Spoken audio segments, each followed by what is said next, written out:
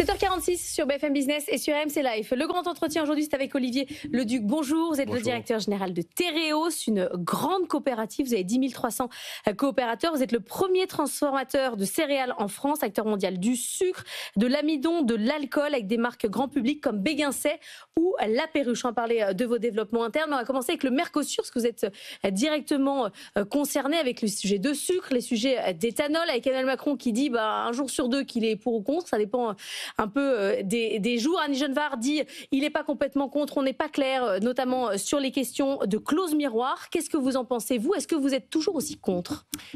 Oui. D'abord, je salue les propos d'Annie Genevard qui dit qu'il y a 3 conditions essentielles à la ratification d'un accord, qui sont la mise en place de clauses de sauvegarde, justement, mais des clauses de sauvegarde qui soient actionnables. Ce n'est pas toujours le cas aujourd'hui au sein de la Commission européenne, où il faut parfois des mois, des années pour pouvoir actionner ce genre de clauses. Des clauses miroirs, mais qui sont difficilement vérifiables.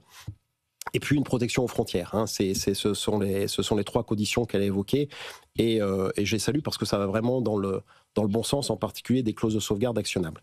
Après le Mercosur, la question qu'elle pose, que pose cet accord, c'est la question de la souveraineté alimentaire française.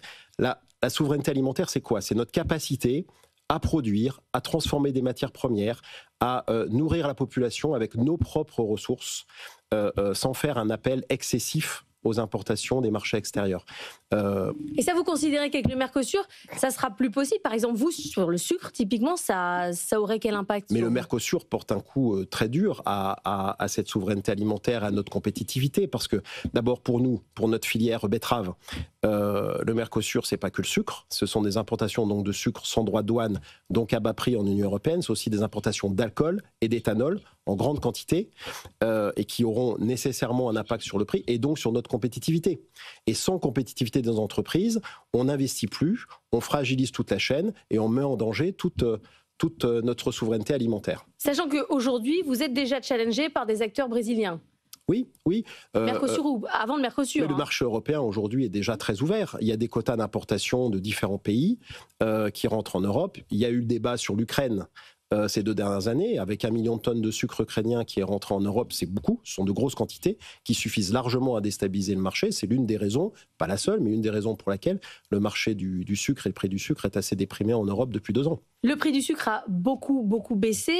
Ça veut dire qu'il y a aujourd'hui des gens qui produisaient du sucre qui réfléchissent à peut-être changer d'activité. Je ne sais pas si on peut aller jusque-là. Ce que je veux dire, c'est que de toute façon, on est sur une activité qui est cyclique. Nos activités sont en lien avec la terre, donc avec énormément de volatilité et de cyclicité. Aujourd'hui, la situation sur le marché du sucre en Europe, c'est, comme vous le dites, une baisse du prix du sucre qui est liée à 3 choses.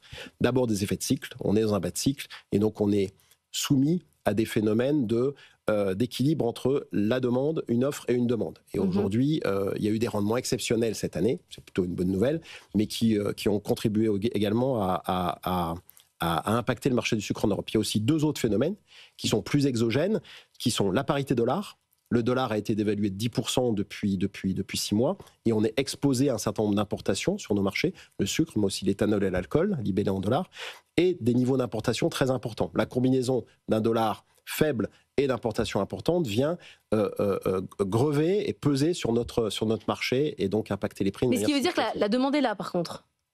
Oui, la demande est là. La demande est stable, vous savez, sur le marché du sucre, on parle toujours, et c'est important, et on y participe, on pourra en parler tout à l'heure, sur la reformulation, sur la baisse de la teneur en sucre d'un certain nombre de produits, mais bon an, mal an, la consommation de sucre en Europe est stable. Avant de parler de vos innovations sur la question du sucre, l'autre sujet qui énerve les agriculteurs, notamment en France, mais aussi dans d'autres pays européens, c'est la PAC.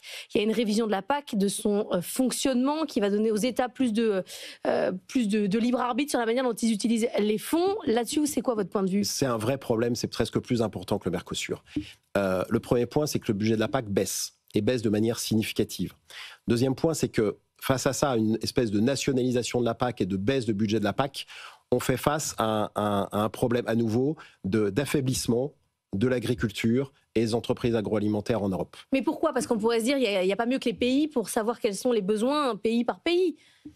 Non, mais de toute façon, on va créer encore de la distorsion de concurrence entre les pays européens. Ouais. On va créer, il y en a déjà un tout petit peu aujourd'hui, mais ça va l'augmenter, et on va à nouveau mettre en danger, affaiblir nos entreprises, affaiblir les exploitations agricoles.